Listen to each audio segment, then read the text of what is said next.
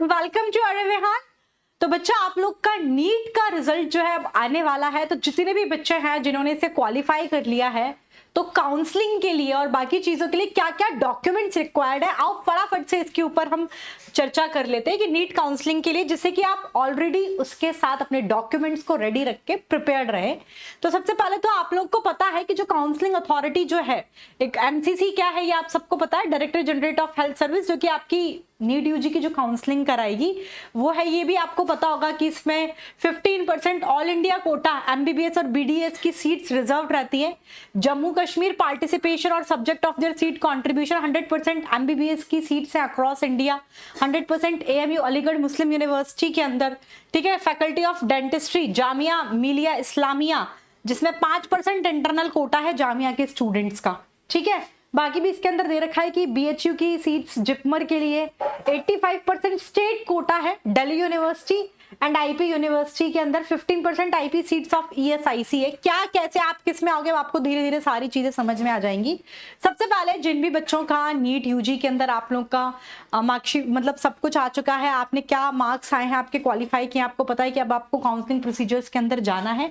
तो जो अकेडमिक और एग्जाम डॉक्यूमेंट सबसे पहले जो आपको लिस्ट चाहिए, आपको सबसे पहले आपने जो नीट का जो एग्जाम दिया था अपना नीट यूजी का एडमिट कार्ड आपको चाहिए रहेगा। दूसरा आपका स्कोर कार्ड जिसमें आपका रैंक लेटर वगैरह है, ये आप एनटीए की ऑफिशियल वेबसाइट से डाउनलोड कर लेंगे। ठीक है, ये आपको चाहिए। दूसरा आपको अपने क्लास 10th की मार्कशीट और सर्टिफिकेट चाहिए, ये आपके डेट ऑफ बर्थ के क्रॉस चेक के लिए वेरीफाई करने के लिए होता है। सेम आपको क्लास 10th के साथ क्लास 12th का मार्कशीट और सर्टिफिकेट भी चाहिए।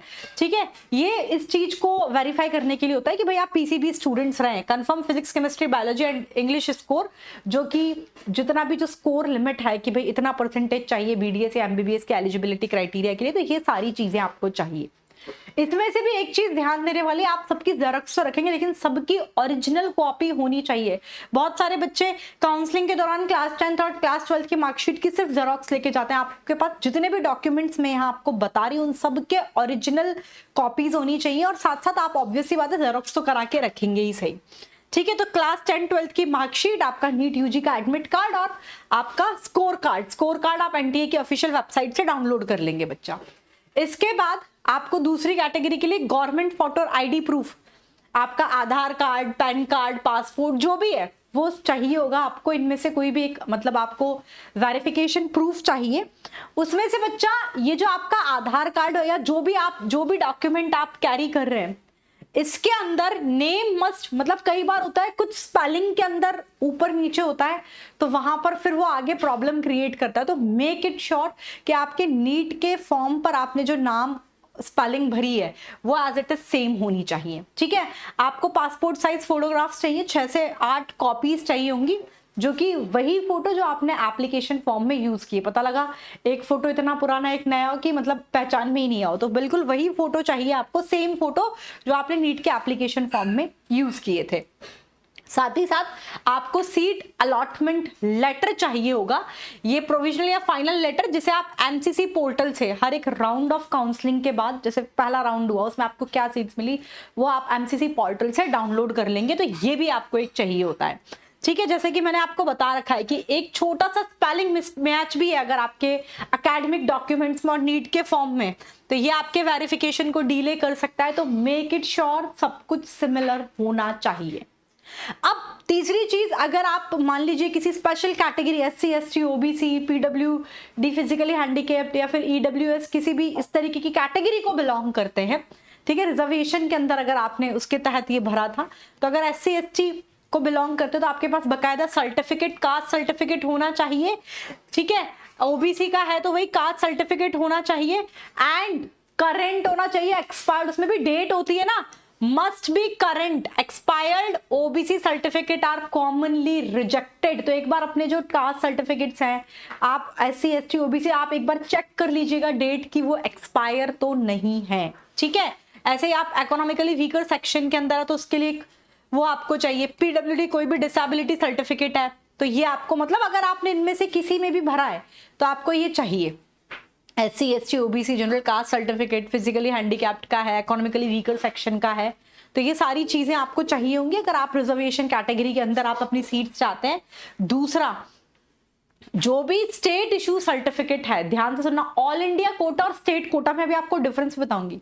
अगर आप ऑल इंडिया कोटा से कोई सीट्स ले रहे हो तो अगर स्टेट इशूड सर्टिफिकेट है ये वैलिड नहीं होंगे आपके ऑल इंडिया काउंसलिंग के लिए, तो हमेशा अपना एमसीसी मतलब अपना ये चेक कर लेना आप, ठीक है।